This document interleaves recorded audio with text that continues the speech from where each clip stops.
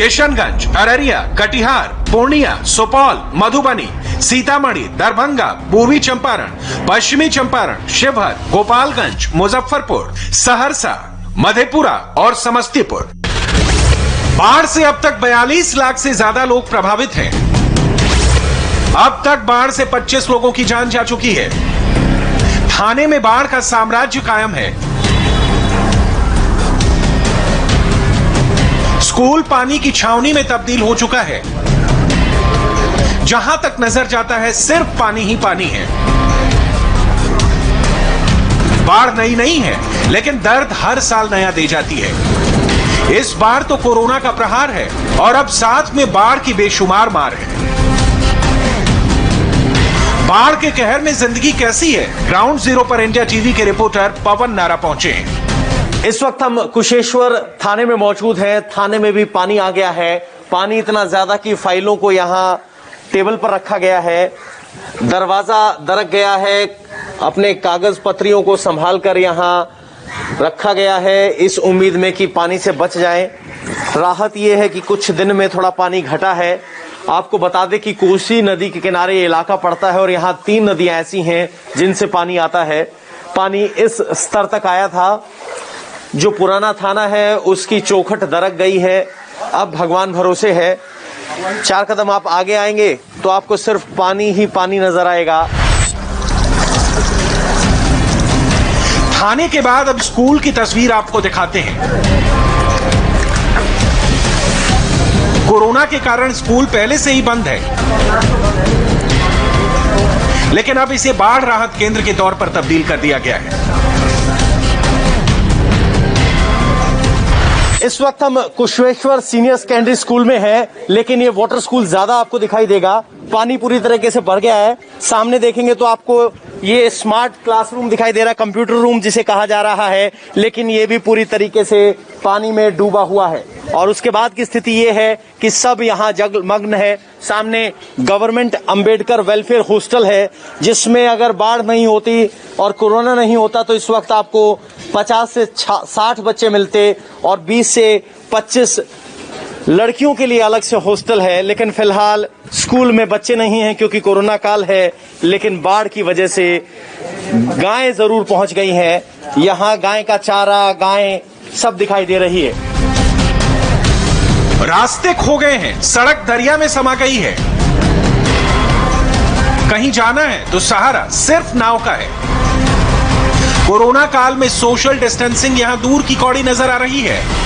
School के सामने ही कहा जा सकता है कि एक लोकल पोर्ट बन गया है, बंदरगाह बन गई है। बंदरगाह शब्द का इस्तेमाल इसलिए क्योंकि यहाँ गांव में आने जाने के लिए इन्हीं नावों का इस्तेमाल किया जाता है।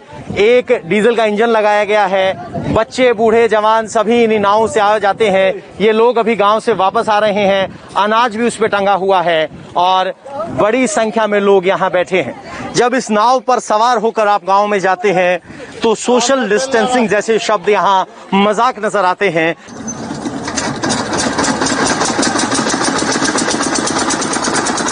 कुशेश्वर स्थान ब्लॉक से अब उन गांवों की ओर चलिए जहां हर साल महीने 2 महीने के लिए जिंदगी पर पानी कब्जा कर लेता है।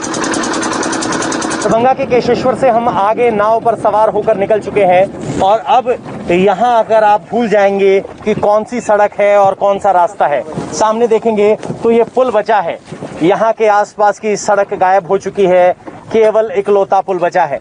आगे आप देखेंगे तो ये जो पोल है वो आपको एक रास्ता दिखाई देगा कि रास्ता कभी यहाँ होता था, लेकिन फिलहाल वो भी नहीं है। जहाँ तक आपकी नजर जाएगी कुछ इस तरह से डूबे हुए घर आपको दिखाई देंगे और यहाँ 23 पंचायत इस इलाके में ऐसी हैं जो पानी में पूरे तरीके से डूबी हुई है। गांव के गांव जल समाधि ले चुके हैं। कहीं कोई ऊंचाई पर बना मकान है, बस वही जीने का सहारा है। सरकार की मदद का इंतजार करते हैं तो गांव के साथ गांव वालों को भी जल समाधि लेने के लिए मजबूर होना पड़ता है। इस वक्त हम बहेरा गांव में हैं। ये गांव पूरी तरीके से डूबा हुआ है।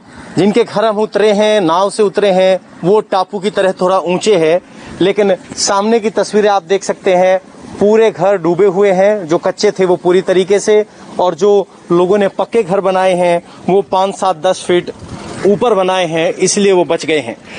इस तंबू आप देख लीजिए, सामने पक्का मकान है। गांव के कितने परिवार रह रहे हैं यहाँ पे? यहाँ पे तो 5-7 परिवार है अभी। 5-7 परिवार हैं। हाँ, तो किस तरीके से, बिजली तो आती नहीं होगी, बिजली तो नहीं कैसे जीवन चल रहा है? वैसे अंधेरे में जीवन चला रहा है, क्या करेंगे, कुछ तो है नहीं। दिया हुआ जला करके अपना टाइम पास कर रहे हैं। तो राशन वगैरह है, कोई मदद सरकारी पहुंचती है कि नहीं? कोई सरकार का कोई मदद उधर नहीं मिल रहा है। बाढ़ का ये दंश सिर्फ एक गांव का नहीं है, सिर्फ एक जिले का नहीं है, ना ही एक साल का है। हर साल एक ही मंजर होता है। बिहार में बाढ़ की स्थिति 1 या 2 गांव तक ऐसी सीमित नहीं है। इस वक्त बिहार के 16 जिलों की 1312 पंचायत में 81 लाख लोग बाढ़ से प्रभावित हैं।